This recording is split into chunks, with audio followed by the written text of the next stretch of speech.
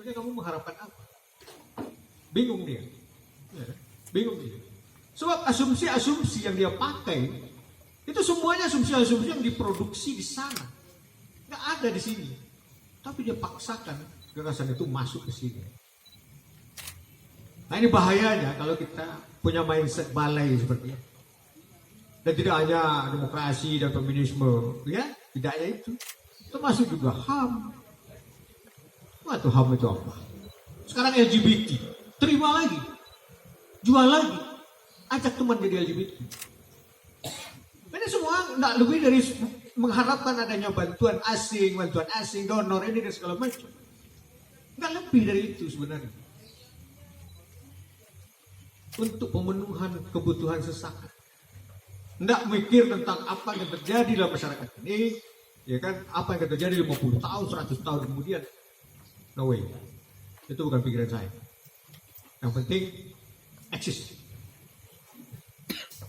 Jadi begitulah kita. Gaya bahasa, gaya komunikasi balai itu menanda, merupakan penanda bagi mindset kita.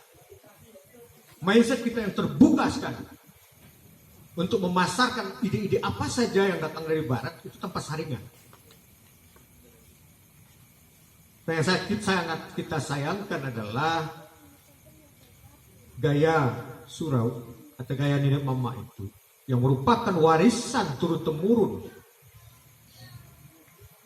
di negeri kita ini, itu kemudian malah menghilang begitu saja. Tidak ada orang yang berpikir bagaimana menjadikan langgam ini atau gaya ini itu menjadi sebuah gaya yang juga diminati oleh masyarakat dunia, sebagaimana halnya musik jazz yang datang dari Afrika kemudian menjadi musik dunia. Nah, ada orang berpikir bagaimana internasionalisasi materialisme,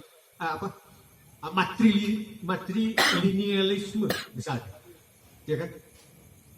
Bisa nggak kita jual gagasan matrilineal itu ke tingkat internasional sehingga orang di Amerika nanti juga matrilineal gitu? Nah, ada orang berpikir seperti itu. Yang ada adalah menghancurkan.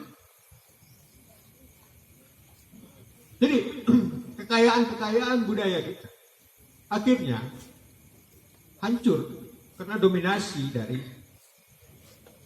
gaya-gaya itu tadi. Nah, siapa sih sebenarnya yang beruntung dalam penggunaan gaya komunikasi balai seperti itu? Siapa? Siapa beruntung sebenarnya? Yang beruntung tidak lebih dari sebuah kelompok di tingkat internasional, di tingkat global yang mengontrol kehidupan ekonomi, ya, kehidupan sosial, teknologi, ilmu pengetahuan di seluruh dunia. Kelompok kecil saja. Itulah yang sering kita sebut sebagai elit global. Nah, elit global ini saja yang beruntung. Dan banyak orang kemudian tidak menyadari bahwa mereka sudah menjadi agent daripada elit-elit global seperti itu. Saya kira sampai di situ saja dulu. Mudah-mudahan nanti bisa kita teruskan dengan diskusi. Tentu saja saya tidak hanya berharap ada pertanyaan ya, tapi saya juga ingin mendengar pendapat yang berbeda untuk memperkaya pemahaman saya sendiri. Terima kasih, saya kembalikan ke moderator. Terima kasih Pak Dokter. Saya kira di awal tadi sangat serius sekali. Saya rasa kuliah di Salihara